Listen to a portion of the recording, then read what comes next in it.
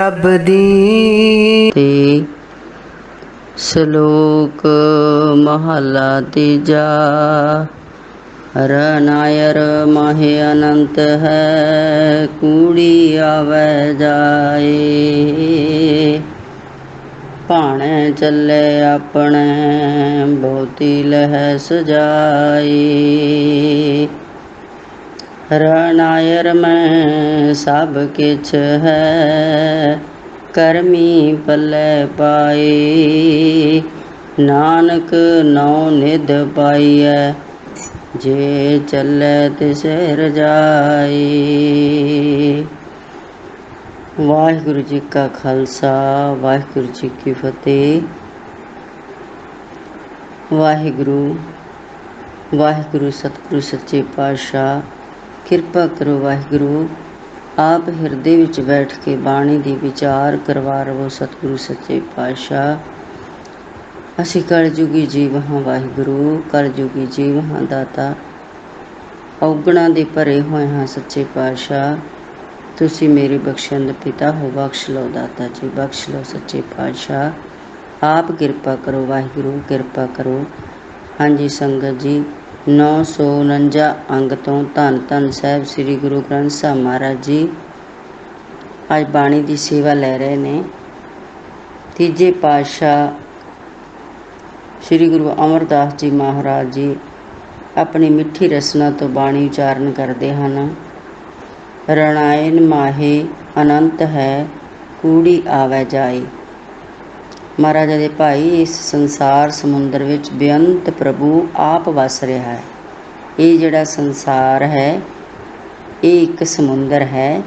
ਇਸ ਸਮੁੰਦਰ ਦੇ ਵਿੱਚ ਉਹ ਬੇਅੰਤ ਪ੍ਰਭੂ ਵਸ ਰਿਹਾ ਹੈ। ਪਰ ਉਸ ਅਨੰਤ ਵਾਹਿਗੁਰੂ ਨੂੰ ਛੱਡ ਕੇ ਜੀਵ ਜਿਹੜਾ ਉਹ ਨਾਸ਼ਵੰਤ ਪਦਾਰਥਾਂ ਦੇ ਪਿੱਛੇ ਜੀਵ ਲੱਗਿਆ ਹੋਇਆ। ਇਸ ਕਰਕੇ ਜਿਹੜੀ ਜਿੰਦ ਹੈ ਇਹ ਮਰਦੀ ਤੇ ਜਿਉਂਦੀ ਹੈ, ਭਾਵ ਜਨਮ ਮਰਨ ਦੇ ਵਿੱਚ ਗੇੜ ਦੇ ਵਿੱਚ ਪਈ ਰਹਿੰਦੀ ਹੈ। ਇਸ ਸੰਸਾਰ ਸਮੁੰਦਰ ਦੇ ਵਿੱਚ ਉਹ ਪਰਮਾਤਮਾ ਹਰ ਥਾਂ ਵਸਿਆ ਹੋਇਆ ਹੈ। ਪਰ ਜੀਵ ਉਸ ਪਰਮਾਤਮਾ ਨੂੰ ਛੱਡ ਕੇ, ਮਹਾਰਾਜ ਆਖਦੇ ਹਨ ਭਾਈ, ਇਹ ਪਦਾਰਥਾਂ, ਨਾਸ਼ਵੰਤ ਪਦਾਰਥਾਂ ਦੇ ਮਗਰ ਲੱਗਿਆ ਹੋਇਆ ਜੀਵ। ਇਸ ਕਰਕੇ ਜਿਹੜੀ ਜਿੰਦ ਹੈ ਕੂੜੀ ਆਵੈ ਜਾਏ। ਇਹ ਜਿੰਦ ਜਿਹੜੀ ਕੂੜ ਵਿੱਚ ਲੱਗ ਕੇ ਜੰਮਦੀ ਤੇ ਮਰਦੀ ਰਹਿੰਦੀ ਹੈ। ਵਾਹਿਗੁਰੂ ਭਾਣੇ ਚੱਲੇ ਆਪਣੇ, ਬਹੁਤੀ ਲਹਿ ਸਜਾਏ। ਮਹਾਰਾਜ ਆਖਦੇ ਹਨ, ਜੋ ਮਨੁੱਖ ਆਪਣੀ ਮਰਜ਼ੀ ਅਨੁਸਾਰ ਤੁਰਦਾ ਹੈ, ਆਪਣੇ ਮਨ ਦੀ ਮਰਜ਼ੀ ਕਰਦਾ ਹੈ, ਜੋ ਉਹਨੂੰ ਮਨ ਕਹਿੰਦਾ ਹੈ ਉਹੀ ਕਰਦਾ ਹੈ। ਭਾਣੇ ਚੱਲੇ ਆਪਣੇ, ਜੋ ਆਪਣੇ ਭਾਣੇ ਵਿੱਚ ਚੱਲਦਾ ਹੈ, ਗੁਰੂ ਦੇ ਭਾਣੇ ਵਿੱਚ ਨਹੀਂ ਚੱਲਦਾ। ਸੰਗਤ ਜੀ, ਜੋ ਜੀਵ ਆਪਣੇ ਭਾਣੇ ਵਿੱਚ ਚੱਲਦਾ ਹੈ, ਭਾਵ ਆਪਣੇ ਮਨ ਦੀ ਮਰਜ਼ੀ ਨਾਲ ਚੱਲਦਾ ਹੈ, ਉਸ ਨੂੰ ਬਹੁਤ ਦੁੱਖ ਪ੍ਰਾਪਤ ਹੁੰਦਾ, ਕਿਉਂਕਿ ਉਹ ਉਸ ਅਨੰਤ ਪ੍ਰਭੂ ਨੂੰ ਛੱਡ ਕੇ ਨਾਸਵੰਤ ਪਦਾਰਥਾਂ ਦੇ ਪਿੱਛੇ ਦੌੜਦਾ ਹੈ।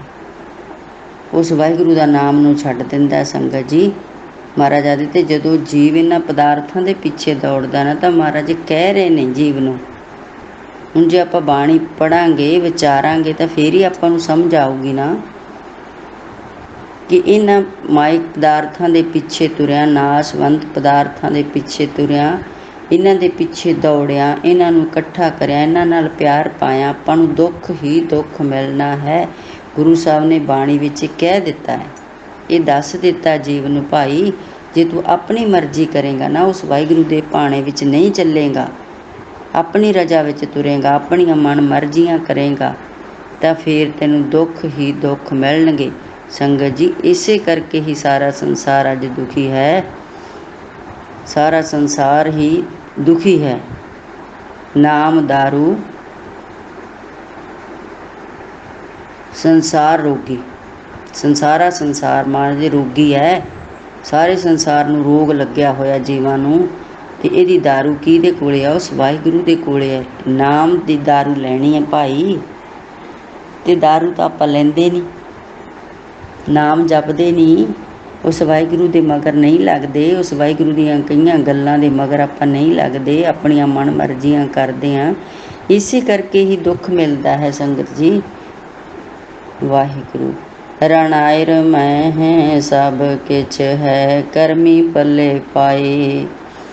महाराजा दे भाई सब कुछ इस सागर विच ही मौजूद है। ये जिहड़ा संसार सागर है ना, इहदे विच ही सब कुछ मौजूद है, पर प्रभु दी मेहर नाल मिलदा है।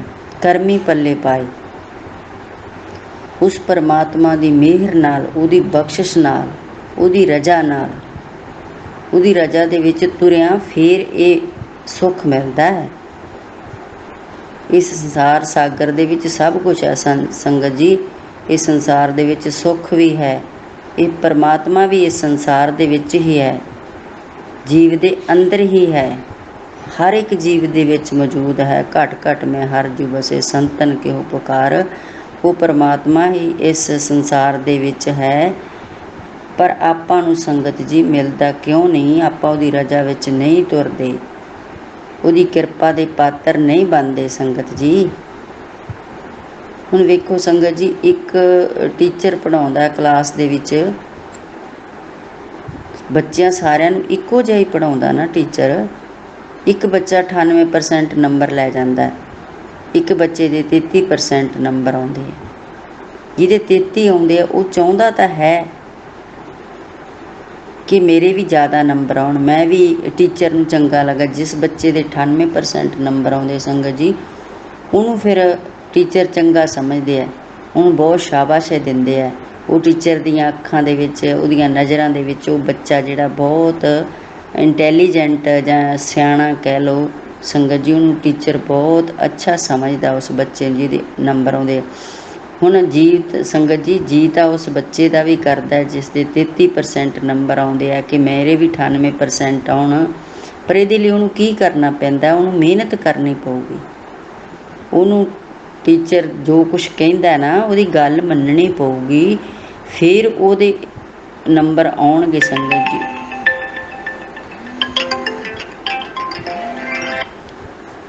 फिर ही नंबर आउणगे संगत जी उसते। वाहिगुरू वाहिगुरू वाहिगुरू सच्चे पातशाह, हे मेरे दातिया बख्श लै वाहिगुरू। जे आपां गुरु की किरपा के पात्र बनना संगत जी, फिर आपां नूं उहदी रजा विच तुरना पऊगा, उस परमात्मा की रजा दे विच तुरना पऊगा। फिर उसकी किरपा के पात्र बनांगे, फिर प्रभु की मेहर नाल ही सब कुछ मिलता है। सब कुछ इस संसार दे विच ही मौजूद है। वाहिगुरू वाहिगुरू नानक नौ निध पाईऐ, जे चले तिसे रजाए। महाराज आखदे हन भाई, मनुख नूं सारे ही नौ खजाने मिल जाते हैं जे मनुख इस सागर इस संसार दे विच उस व्यापक प्रभु की रजा दे विच तुरे, उहदी रजा दे विच जे ओह तुरे ना जीव, महाराज आखदे उहनूं सारे 9 खजाने मतलब सारे ही सुख मिल जाते हैं उस जीव नूं जो परमात्मा की रजा दे विच तुरदा है। वाहिगुरू वाहिगुरू संगत जी, रजा की समझ नहीं आई आपां नूं, परमात्मा की रजा की, उहदी रजा की है। जे बाणी पढ़ांगे, गुरु की कही गल नूं पढ़ांगे, जो कुछ गुरु साहब ने लिखिया बाणी दे विच, उहदे मुताबक अपना जीवन बनावांगे। जो वाहिगुरू कह रहे ने वो करांगे, जो वाहिगुरू कह रहे ने कि इन्हां चीज़ां तो भाई परहेज करना है, वो आपां औगण छड्ड देवांगे, तां फिर उस किरपा उस वाहिगुरू की किरपा के पात्र बनांगे। वाहिगुरू वाहिगुरू महला तीजा, सहजे सतगुर ना सेवियो, विच होमे जन्म विनाश। महाराज आखदे हन भाई, जो मनुख सिदक ते सरदा दे नाल सतगुर दे हुक्म विच नहीं तुरदा, शरदा नाल तुरना संगत जी, उहदे हुक्म दे विच, उहदे हुक्म नूं कोई बोझ नहीं समझना भी ये मेरे ते बोझ है, वाहिगुरू दा हुक्म है हुण मैनूं मन्नना ही पैना है। ये शरदा नाल, प्यार नाल, सिदक नाल, चाह नाल संगत जी उहदा हुक्म मनना है। ते जो मनुख हौमे विच रह के जगत विच जन्म लैके अपना जीवन अजाई गवा दिंदे हैं। वाहिगुरू वाहिगुरू वाहिगुरू संगत जी, जो दे भाणे विच नहीं तुरदे, गुरु ते शरधा नहीं रखदे, उसदे भाणे नूं नहीं मनदे, महाराज आखदे हन भाई उन्हां दा जीवन है जिहड़ा अजाई चलिया जांदा है, ਕੋਈ ਉਹਨਾਂ ਦੇ ਇਸ ਦੁਨੀਆ 'ਤੇ ਆਉਣ ਦਾ ਕੋਈ ਮਕਸਦ, ਕੋਈ ਅਰਥ ਨਹੀਂ ਰਹਿ ਜਾਂਦਾ। ਸਾਰਾ ਜੀਵਨ ਅਜਾਈਂ ਗਵਾ ਕੇ, ਦੁਨੀਆ ਦੇ ਕੰਮਾਂ ਕਾਰਾਂ ਵਿੱਚ ਲੱਗ ਕੇ ਜੀਵਨ ਗਵਾ ਕੇ ਚਲੇ ਜਾਂਦੇ ਹਨ। ਮਹਾਰਾਜ ਆਖਦੇ ਹਨ ਉਹਨਾਂ ਨੂੰ, ਭਾਈ ਕੋਈ ਫਲ, ਕੋਈ ਸੁੱਖ ਨਹੀਂ ਮਿਲਦਾ। ਰਸਨਾ ਹਰ ਰਸ ਨਾ ਚਖਿਓ, ਕਮਲ ਨਾ ਹੋਇਓ ਪ੍ਰਗਾਸ।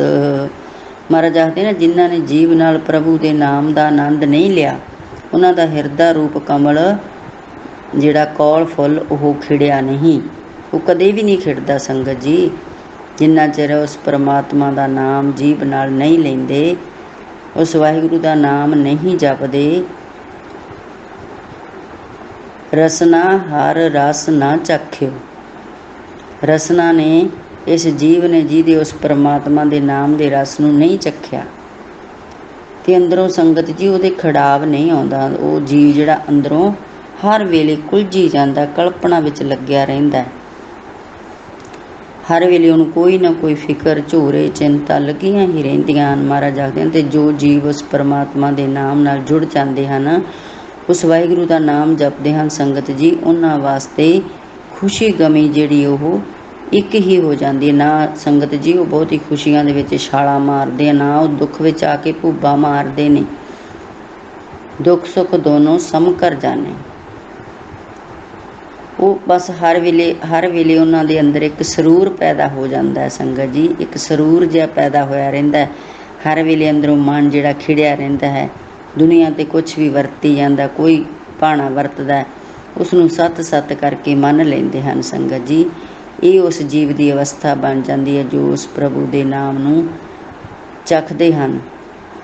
ਬਿਖ ਖਾਧੀ ਮਨ ਮੁਖ ਮੁਆ, ਮਾਇਆ ਮੋਹਿ ਵਿਨਾਸ਼। ਵਾਹਿਗੁਰੂ ਮਹਾਰਾਜ ਆਖਦੇ ਹਨ, ਆਪਣੇ ਮਨ ਦੇ ਪਿੱਛੇ ਤੁਰਨ ਵਾਲਾ ਮਨੁੱਖ ਵਿਕਾਰਾਂ ਦੀ ਵਿਉ ਖਾਂਦਾ ਰਹਿੰਦਾ ਹੈ। ਵਾਹਿਗੁਰੂ ਵਾਹਿਗੁਰੂ, ਵਿਕਾਰਾਂ ਦੀ ਵਿਉ ਖਾਂਦਾ ਸੰਗਤ ਜੀ। ਵਾਹਿਗੁਰੂ ਵਾਹਿਗੁਰੂ। ਮਹਾਰਾਜ ਵੇਖੋ, ਇਹ ਮਨ ਦੇ ਪਿੱਛੇ ਲੱਗਣ ਵਾਲੇ ਇਨਸਾਨ ਦੀ ਮਹਾਰਾਜ ਦੱਸ ਰਹੇ ਨੇ ਉਹਦੀ ਕੀ ਹਾਲਤ ਹੈ।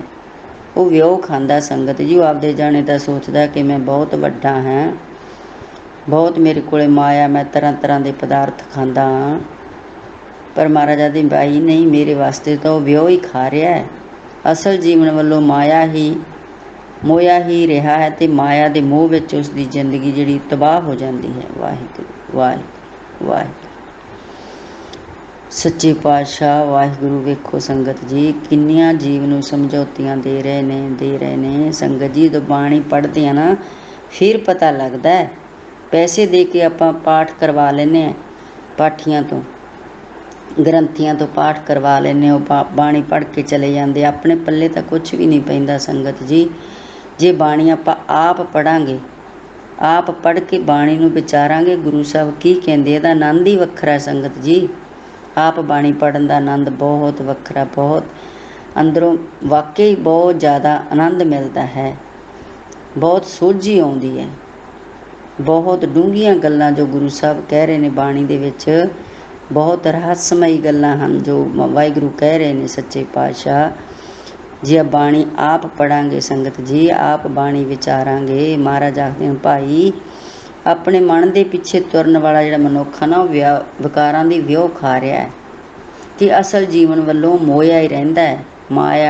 ਮਾਇਆ ਮੋਹਿ ਵਿਨਾਸ਼, ਅਤੇ ਉਸ ਦੀ ਜਿਹੜੀ ਜ਼ਿੰਦਗੀ ਉਹ ਤਬਾਹ ਹੋ ਜਾਂਦੀ ਹੈ। ਉਹਨੂੰ ਆਤਮਿਕ ਜੀਵਨ ਦਾ ਪਤਾ ਹੀ ਨਹੀਂ ਹੁੰਦਾ। ਆਤਮਿਕ ਜੀਵਨ ਕੀ ਹੈ?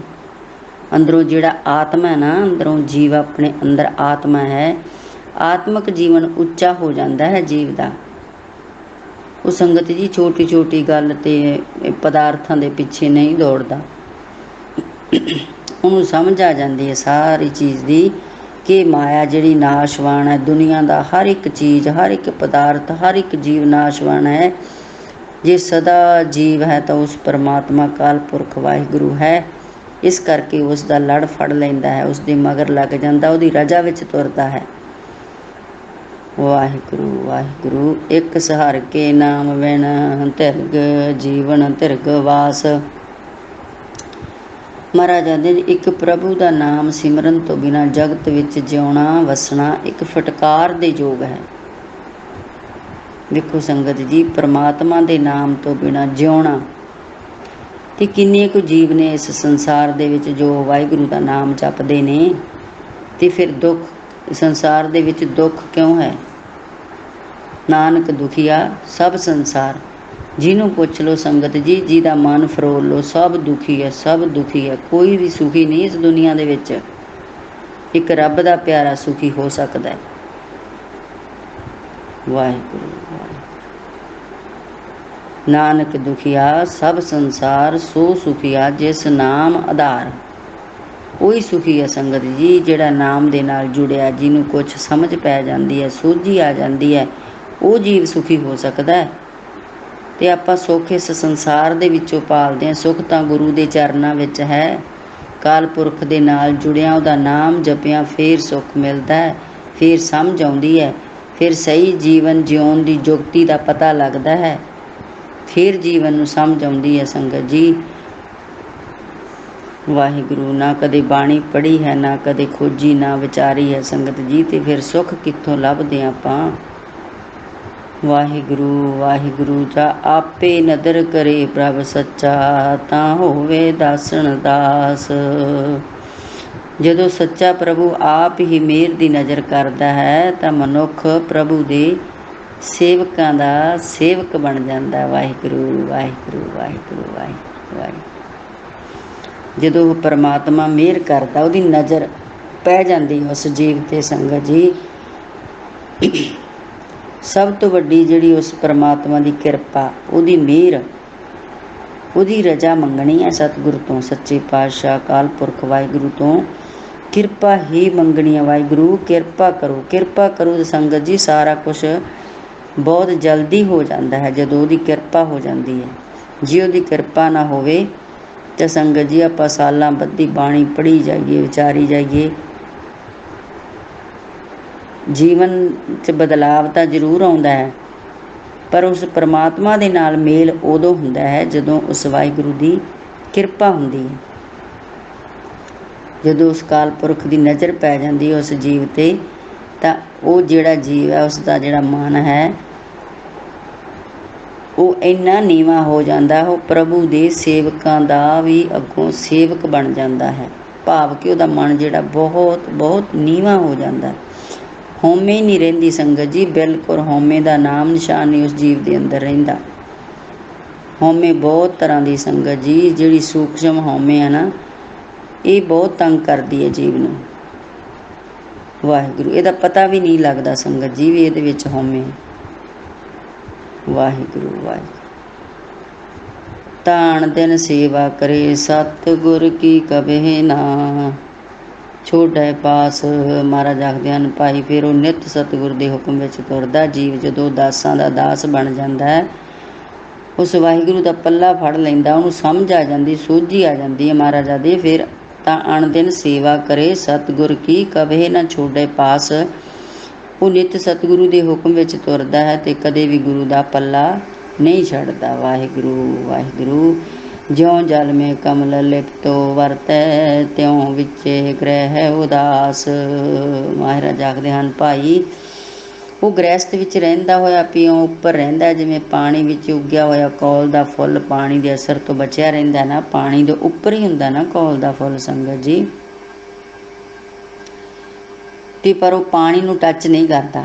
ਇਸੇ ਤਰ੍ਹਾਂ ਉਹ ਜੀਵ ਰਹਿਣਾ ਇਸ ਦੁਨੀਆ ਦੇ ਵਿੱਚ ਹੀ ਹੈ ਸੰਗਤ। ਆਪਾਂ ਆਪਣੇ ਪਰਿਵਾਰ ਦੇ ਵਿੱਚ ਹੀ ਰਹਿਣਾ ਹੈ। ਇਹ ਨਹੀਂ ਆਪਾਂ ਵੀ ਸਾਰਾ ਦਿਨ ਬਾਣੀ ਪੜ੍ਹੀ ਜਾਣੀ ਹੈ ਜਾਂ ਅੰਦਰ ਬਾਹਰ ਬੰਦ ਕਰਕੇ ਅੰਦਰ ਸਿਮਰਨੀ ਕਰੀ ਜਾਣਾ। ਰਹਿਣਾ ਇਸ ਦੁਨੀਆ ਦੇ ਵਿੱਚ, ਇਸ ਪਰਿਵਾਰ ਦੇ ਵਿੱਚ ਹੀ ਹੈ। ਸਾਰੇ ਕੰਮ ਧੰਦੇ ਵੀ ਕਰਨੇ ਸੰਗਤ ਜੀ, ਜੋ ਡਿਊਟੀ ਆਪਣੀ ਅਕਾਲ ਪੁਰਖ ਵਾਹਿਗੁਰੂ ਨੇ ਆਪਾਂ ਨੂੰ ਰੋਲ ਦਿੱਤਾ, ਆਪਣੀ ਡਿਊਟੀ ਦਿੱਤੀ। ਆਪਾਂ ਕਿਸੇ ਦੀ ਮਾਂ, ਕਿਸੇ ਦੀ ਭੈਣ, ਕਿਸੇ ਦੀ ਧੀਆਂ, ਜਿਵੇਂ ਜਿਵੇਂ ਆਪਾਂ ਨੂੰ ਵਾਹਿਗੁਰੂ ਨੇ ਡਿਊਟੀ ਬਖਸ਼ੀ, ਉਹ ਡਿਊਟੀ ਵੀ ਕਰਨੀ ਹੈ ਵਾਹਿਗੁਰੂ ਸੱਚੇ ਪਾਤਸ਼ਾਹ। ਅਤੇ ਲਿਪਤ ਵੀ ਰਹਿਣਾ ਹੈ, ਨਿਰਲੇਪ ਵੀ ਰਹਿਣਾ ਹੈ।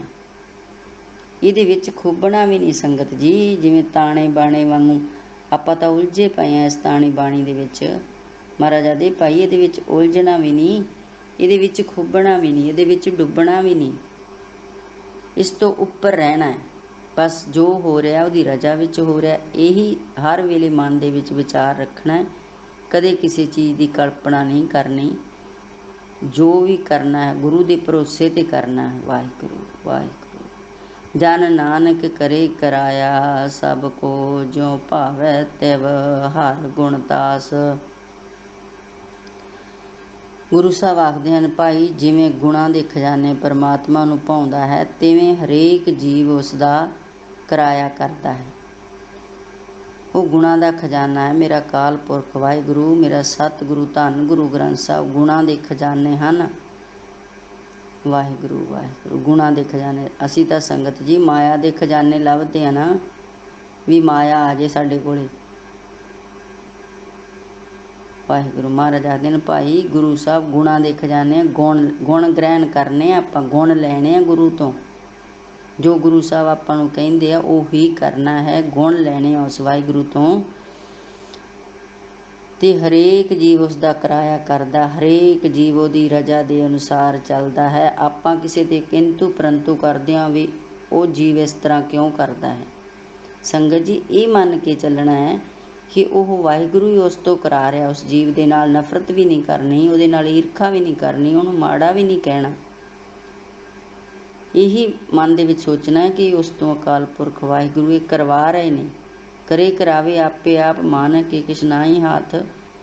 संगत जी आपां बाणी विच बहुत शब्द इस तरह के पढ़ते हैं कि गुरु आप अकाल पुरख वाहिगुरू जीव तो जो कर्म कराउणा चाहुंदा वो करवाउंदा है। फिर अपने जीवां दे वस ही कुछ नहीं। आपां किसी नूं क्यों माड़ा कहना, क्यों किसी ने नफरत करनी। संगत जी क्यों किसी दे औगण वेखणे हैं। औगण वेखणे तो अपने वेखीए, आपां तां दूसरिਆਂ ਦੇ औगण ही वेखदे आ ना, अपने औगण वेखीए। वाहिगुरू वाहिगुरू। गुणा के खजाने प्रभु दे नाल जुड़िए, उहदी बाणी पढ़ीए, वो वाहिगुरू दे गुण ग्रहण करिए, अपने अंदर वो गुण लियाइए। वाहिगुरू वाहिगुरू वाहिगुरू। जिन्ना ना विसरे नाम से कनेहिया, ਜਿਹੜੇ उस प्रभु के नाम जपते हैं वो प्रभु के वर्गे ही हो जाते हैं। वाहिगुरू वाहिगुरू वाहिगुरू। हाँ जी संगत जी, इन्नी कुछ सेवा प्रवान करनी, बहुत सारिया भुलां होइयां होणगियां। वाहिगुरू गुरु ग्रंथ साहब महाराज सच्चे पातशाह अकाल पुरख वाहिगुरू आप जी की प्यारी संगत सारे भुलां बख्शण योग हैं, बख्श देना। छे प्यारिਆਂ ਦੇ मेल बख्शने, जिन्ना मिलिया तेरा नाम चितावे। गुरु नानक नाम चढ़दी कला, तेरे पाने सरबत दा भला। कोई अवर न तेरी पाते, अवर न तेरी पाते।